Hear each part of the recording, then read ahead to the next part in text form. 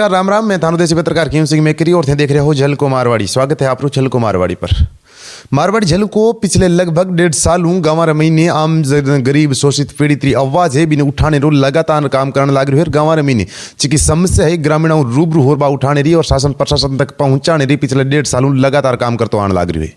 फिलहाल मैं खड़ी हूँ कोलाइत विधानसभा बीकानेर जिलो चकबंदा नंबर 1 सांकला ग्राम पंचायत है जटेरा सरपंच साहब है गजय सिंह जी देवड़ा बीमारे सागे है तो कुछ बातें जानने की कोशिश करना भी पहले आपने परिचय दे दूं। चकबंदा नंबर 1 कोलाइत विधानसभा बीकानेर जिले रमीने कोलाइत विधानसभा की काफ़ी कवरेज आपने मारवाड़ी झलको पर मिल जावेला। जिद गाँव ने मिनी गाँव समस्या जानने वास्ते चकबंदा नंबर ग्राम पंचायत में पहुंचा तो पहली पंचायत शायद मैंने इसी नजर आई छिके मिनी लोगों जब जानने की कोशिश करी तो सरपंच के खिलाफ आपा खने एक भी कंप्लेन को नहीं आई। हालांकि कुछ पंचायत में जावा तो आप भी मारवाड़ी झलको पर काफ़ी वीडियो देखा वाला सरपंच के खिलाफ गाँव में मैंने एक आक्रोश होया करे कि सरपंच साहब काम करवाने कौन लग रहा है तो घटिया करवाने लग रहा है कमजोर करवाने लग रहा है। लेकिन चकबंदा नंबर 1 की बात करूँ तो लगातार मैं पूरे गाँव में लगभग ग्राम पंचायत में पतो करियो लेकिन सरपंच साहब के खिलाफ एक भी मैंने आवाज नजर को नहीं आई। तो मैंने कठिन लागियो कि मारवाड़ी झलको पर सरपंच साहब हूँ आपने भी रूबरू कराऊँ ताकि दूसरा सरपंच बात तक भी एक मैसेज जावे समाज रे माया भी मैसेज जावे और अच्छो करण लाग रही भी प्रमोट करने वास्ते भी आप कठिन हक मिले। गजय सिंह जी स्वागत है आप मारवाड़ी झलको पर। धन्यवाद आपका भी मारवाड़ी झलको का। बिल्कुल गजय सिंह जी मैं जानने की कोशिश करा वैसे तो मैं आपकी पंचायत में पहला आम जन की आवाज़ वास्ते हमेशा पहुंचा करूं लेकिन आपके खिलाफ एक भी कंप्लेन को नहीं आई। मेरे वजह भी आपने बहुत बहुत धन्यवाद है कि जनता रो आप दिल जीत रहे हो और इतना अच्छो काम करने लग रहे हो। जनता से जुड़े रहते हैं, जनता के बीच में बैठे हैं। ऐसा कोई मौका ही नहीं है कि जनता के विरुद्ध बोलने का कोई मौका मिले। छोटी समस्या से लेकर के बड़ी समस्या के लिए कोई भी हमारे लायक 24 घंटे के तत्पर रहते हैं। बिल्कुल काफ़ी पंचायत में गयो है लोग इसी समस्याओं जूझ रहे हैं वास्ते वो क्वेश्चन करियो। हालांकि सरपंच साहब मैं जानने की कोशिश करूँगा काफ़ी 3 साल हो गया लगभग सरपंच बने आपने। हाँ तो समथिंग कंप्लीट 2 साल हुए हैं। कंप्लीट 2 साल हो गया। 2 साल में विकास की बात करूँ तो लगभग गाँव में कहीं कुछ करवाया हो आप कोई बड़ी चीज़ में? जितना बजट ग्राम पंचायत का आता है उस हिसाब से हमने काम करवाए। सीसी रोडें होगी, ब्लॉक रोडें होगी, पाइपलाइन हो गया, गांव की सफाई कार्य हम पहले कर दिए हैं, दूसरे भी स्टार्ट करने वाले हैं। बाकी पंचायतों में RRC जैसे बनना है, अभी आगामी ग्राम पंचायत भवन स्टार्ट करने वाले हैं। काफ़ी जिस बजट के हिसाब से काम स्टार्ट कर रहे हैं।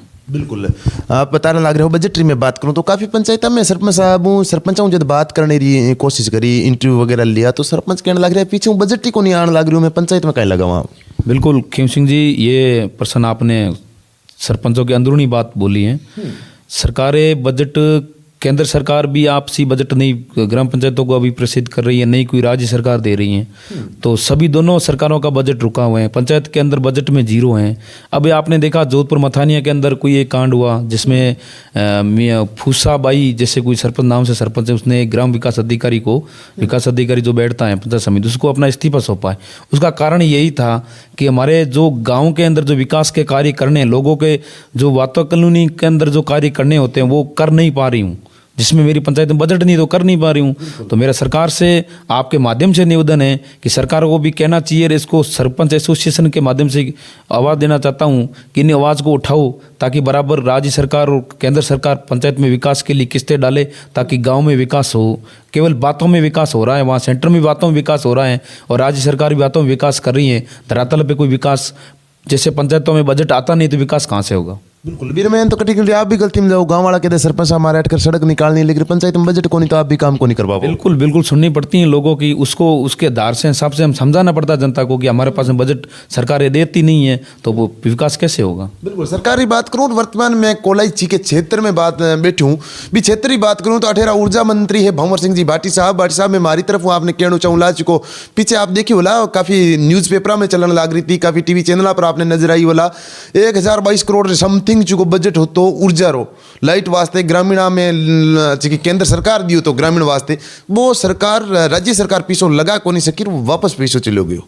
अभी आप कोलाइत विधानसभा की बात है भंवर सिंह जी भाटी ऊर्जा मंत्री अभी टाइम बीर उपरांत भी पंचायत में समस्या रो सामना करना पड़े। आपरी में पंचायत की बात करूँ तो लगभग आपरे पंचायत आसपास में खनन बहुत ज़्यादा हुए नहीं? खनन तो बहुत ही ज़्यादा खनन है और खनन का जैसे कोई अपने जिसके सरकार के परमिशन से भी खाने माइन से डाली रखी हैं। और पंचायत में मैं आपने भी यहाँ प्रकाश डालना चाहूँगा कि पंचायत में आपने नुकसान है या फायदे भी? नहीं, उससे अगर वो देखे तो फायदा ही होना चाहिए। बाकी एक माइंस जो ओनर हैं वो विकास के दौर जैसे सीसार फंड कटता है वो विकास करवाते नहीं है, पेड़ पौधों का प्रदूषण का वो ध्यान रखते नहीं है, पानी छिड़काव का ध्यान रखते नहीं है, स्थानीय लोगों को रोजगार देते नहीं है, क्योंकि वो बड़ी बड़ी फर्में होती हैं, कलेक्टर से मिले हुए लोग हैं, आगे एसडीएम उनसे मिले हुए होते हैं या मंत्री, सब कुछ लोग उनसे लोग से मिले हुए होते हैं और अपने काम करते हैं। बाकी ग्रामीणों को ज़्यादा महत्व वो नहीं देते। सरपंच साहब, मैं जानने की कोशिश करूँगा, काफ़ी सरपंच हुए जगह विशेष तौर पंचायत तक ही सीमित रहा करे, लेकिन आप काफ़ी बार चर्चा में रहा करो, पंचायत हंटर भी बार भी बहुत आप अच्छा काम कराया है, काफ़ी बार धरना प्रदर्शन भी कराया और सक्सेस भी हुआ। एक सड़क रो भी मुद्दों ले अपनी राब चलिया था कुछ दिन जी को बाईपास करवाने वास्ते।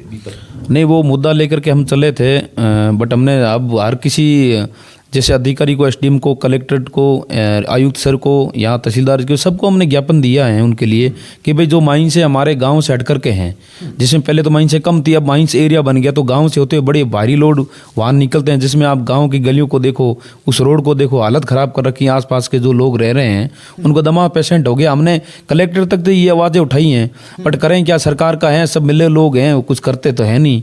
और हम आंदोलन करते हैं, रोड जाम करते हैं, प्रशासन आकर के खुलवा देता है कि साहब रोड खोलो, सरकार की रोड है, ठीक है, आप कानून के दायरे होते हुए मांग सकते हो। बाकी इस पन्नों में क्या है, ये पन्ने लेकर के आप कलेक्ट्रेट के पास जाओ, आयुक्त के पास में जाओ, एसडीएम के पास में जाओ, कोई सुनाई है नहीं, वो साइन करके दे देते हैं, पढ़ा देते हैं, वो अपनी टोकरी में डाल लेते हैं, कुछ कार्य भी होने वाली नहीं है।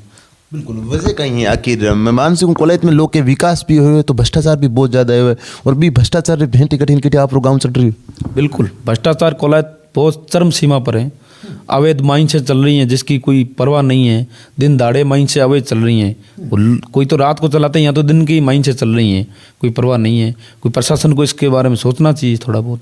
बिल्कुल, और भी मैं जानने की कोशिश करूँगा पंचायत में ऐसी कोई भी मुख्य समस्या है कि आप आवाज़ उठाने रही, काम करवाने की कोशिश करी, लेकिन कुछ कारणवश करवा सकिया कौन, या भ्रष्टाचार की वजह या नेता मंत्री दबाव वाले वजह हो सक्यों? काम मैंने काफ़ी काम उठाए, जैसे एक माइंस हमारे एरिया के अंदर लगती हैं, प्लांट हमारे एरिया के अंदर जो पंचायत के अंदर आते हैं उसके अंदर जो सीसार फंड कटता है, सरकार कहती है कि जिस प्लांट पंचायत के अंदर प्लांट लगता है उसके अंदर उसकी शुद्ध आय के अंदर 1-2% सीसार फंड कटता है, वो फंड पंचायत के अंदर लगना चाहिए। जबकि आपकी एक भी सोलर प्लांट बड़ा जो 20 लिग्नाइट प्लांट ने 1 भी रुपया हमारे पंचायत में नहीं लगवाया, नंबर 1। नंबर दूसरा, जो माइंसें लगी हैं, माइंस के अंदर भी डीएमटी जो फंड कटता है 1% कटता है शुद्ध आय के अंदर, उसका ये मतलब होता है जिस पंचायत में वो है, जिस जो पंचायत इस कार्य से बाधित रहती हैं उस बाधित से वो विकास करवाए उस पंचायत के अंदर।